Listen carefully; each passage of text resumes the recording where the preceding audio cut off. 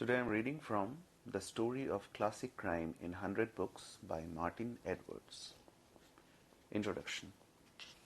This book tells the story of crime fiction published during the first half of the 20th century.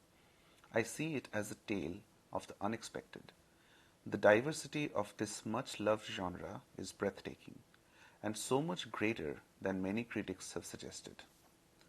To illustrate this, I have chosen 100 examples of books which highlight the achievements and sometimes the limitations of popular fiction of that era.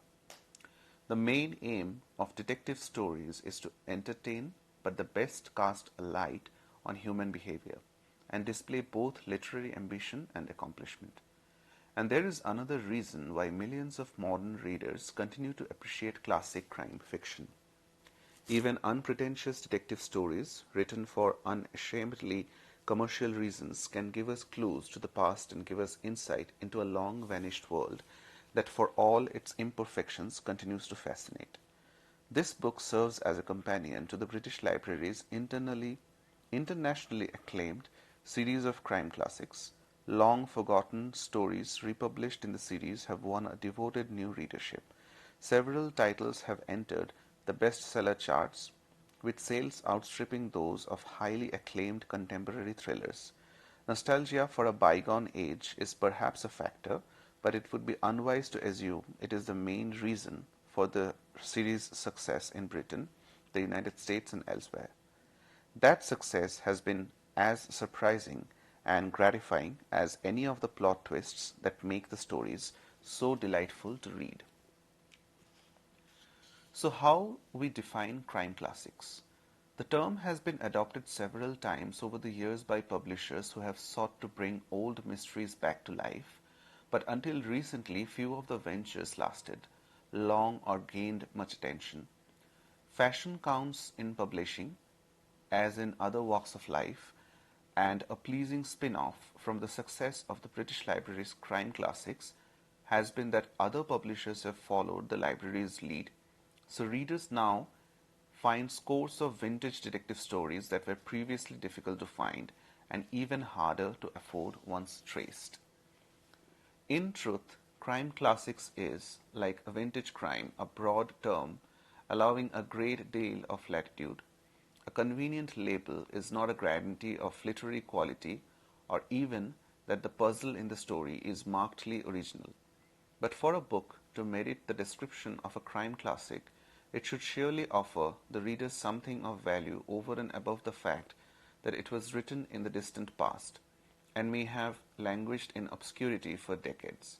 That special something may concern plot, character, setting, humor, social or historic significance, or a mix of these. Crime fiction is a broad church that breadth helps to explain its global appeal.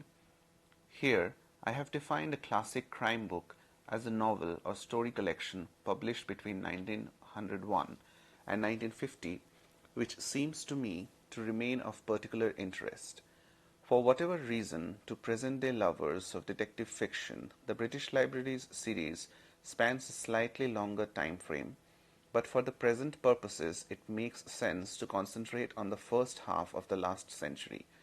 The British Library also publishes a series of classic thrillers, but the focus here is on crime fiction, including many detective stories, together with some books where detection is not central to the story. Rather than adventure stories, one can debate endlessly the distinctions between detective stories and crime stories and between crime fiction and thrillers, but for a book such as this, a pedantic insistence on strictness in definition seems futile. The term mystery, disliked by some purists, is used here interchangeably with crime story. In the case of authors better known by their crime-writing pseudonyms, I have generally used those rather than the real names. Many classic crime novels have been published under more than one title. I have been selective in mentioning their alternative titles because although such minutiae are often valuable, one can have too much of a good thing. My choice of books reflects a wish to present the genre's development in an accessible, informative, and engaging way. So far as possible, I have avoided including spoilers revealing solutions to mysteries.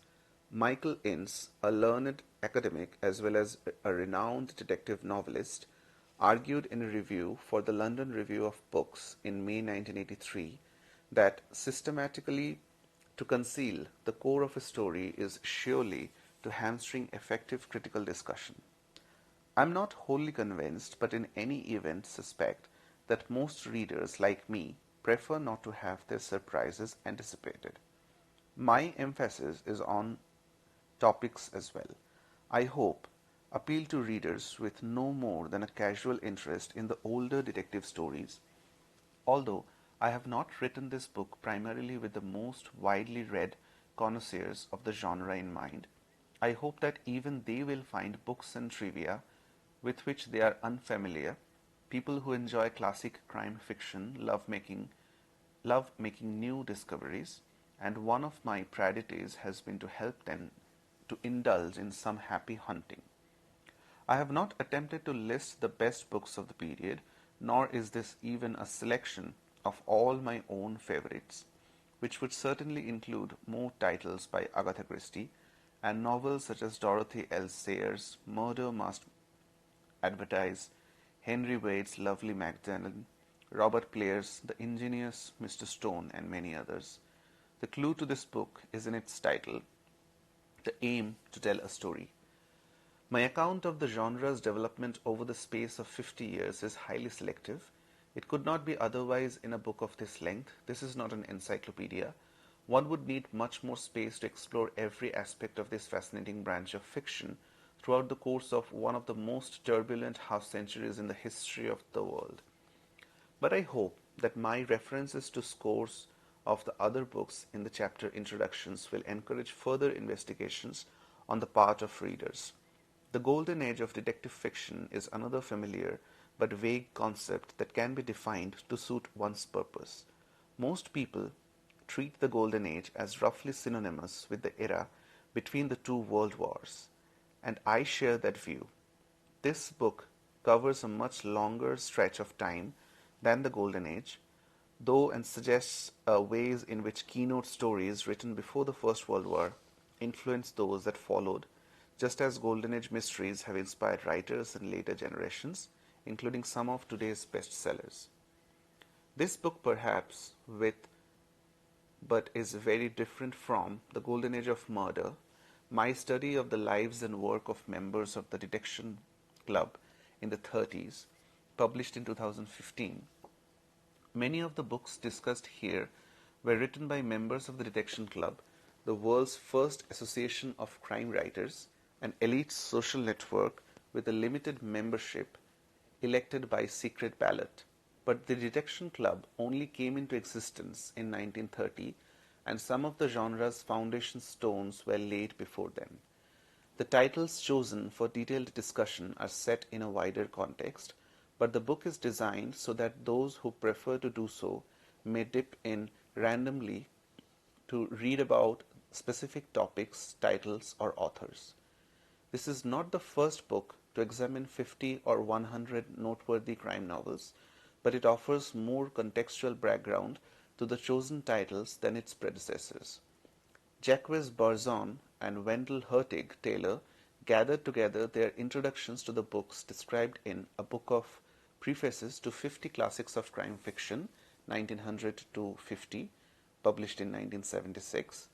Julian Simmons had previously produced the 100 Best Crime Stories for the Sunday Times in 1957-8, an undertaking that in his characteristically modest manner he later described as dubiously useful.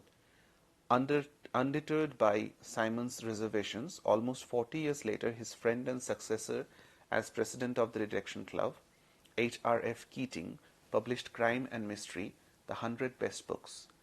In addition, there are cornerstones listed by two distinguished American authorities, Howard Haycraft and Ellery Quinn, and a more recent 100 Best selection edited on behalf of Crime Writers Association by Susan Moody.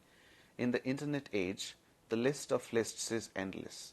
Plenty of titles featured here appear in one or more of the earlier lists, but I was not content simply to round up the usual suspects. Several of my more obscure choices are unashamedly idiosyncratic. This is partly because unpredictability appeals to crime fans, including me, and partly because of my wish to demonstrate the sheer variety of the genre. Some forgotten books, of course, are forgotten for reasons that become obvious as soon as one reads them, but even some of the flimsier stories offer pictures of character or society, even if that was not the author's intention. I have discussed the work of journeymen and journeywomen alongside that of writers whose fiction displays literary aspiration and sometimes conspicuous achievement. The book structure is in very broad terms chronological. It starts with an undoubted classic, The Hound of the Baskervilles, and ends with a novel by Julian Simmons that set the tone for British crime fiction in the second half of the 20th century. To highlight some of the patterns in the genre, I have divided the book into thematic chapters. Although many of the novels discussed illustrate several of the highlighted themes, because this story about classic crime does not always follow a well-trodden path. I hope it offers something fresh even to those who have, like me, misspent their youth and much of their rest of their lives delving into the dusty corners of this hugely enjoyable branch of literary entertainment. A surprising number of my chosen books were collaborative efforts, rather than the work of a single author.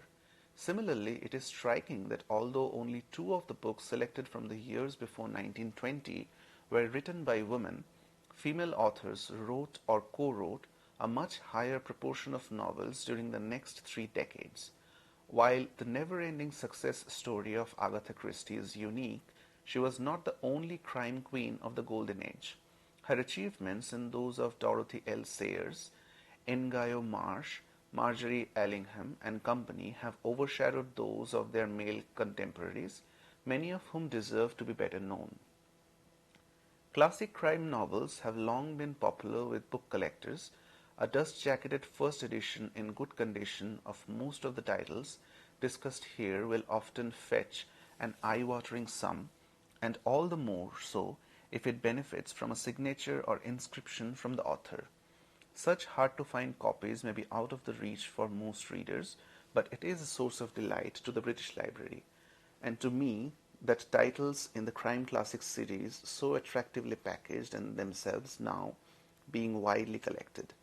Novels published in that series come unsurprisingly from authors born or writing in Britain, and this presented me with a dilemma. The story told here concerns, first and foremost, British detective fiction, yet in the first half of the century many crime novels and short stories of distinction were produced in other parts of the world. This has often been overlooked, perhaps because of insularity, but also for the very good reason that even today some excellent work has yet to be translated into English. Space simply does not permit an extended discussion of books from overseas, but I was reluctant to ignore them altogether, even though it meant adding a couple of bonus titles to the 100. In sharing my love of the genre, I seek to emphasize its extraordinary range, and so I have included a small sampling of key titles from the United States and elsewhere. This book does not pretend to be the last word on the subject, far from it. Its overriding aim is to provide a launch point that enables readers to embark on their own voyages of discovery. My hope is to encourage an increasing number of readers to share my delight in the diverse riches that classic crime fiction has to offer.